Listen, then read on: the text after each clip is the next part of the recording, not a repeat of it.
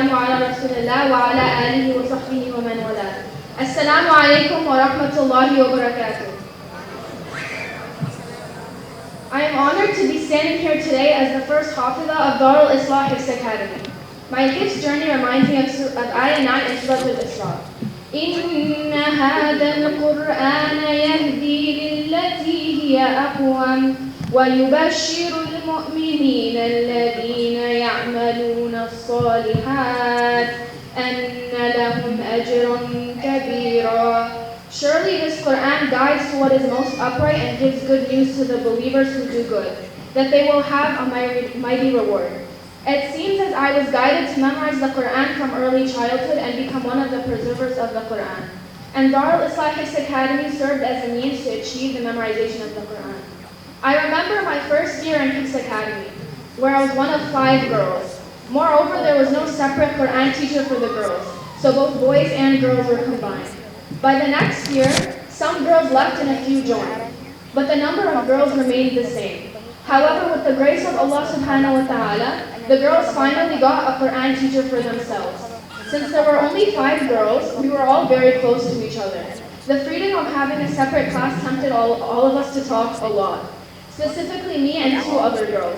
I won't mention any names, but I can assure you that it wasn't me who used to initiate the conversations, but it was them, and Sister Shireen can tell you that that's true. We used to end up in the pre-K class during Quran with them as a punishment, and if that did not stop us, she would send us to Sheikh Wali's room. Now by the start of my 3rd year, the number of girls increased to 9. Some girls left before they completed the Quran because they might have felt it was hard. I faced that hardship as well as I remember the irritation and anger I felt when I heard the words, "Go practice," after I had been practicing.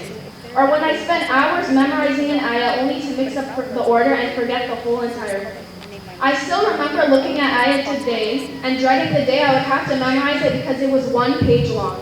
But when the day came, I memorized it and it didn't take as long as I thought it would. Later, I realized that this path is not an easy one. One may get angry and frustrated and want to give up at times, but we should never forget that after starting such a virtuous and rewarding journey, we should never give up. I always think of Aisha radiallahu anha as an example, who was steadfast in learning from the Prophet Muhammad sallallahu alaihi wasallam.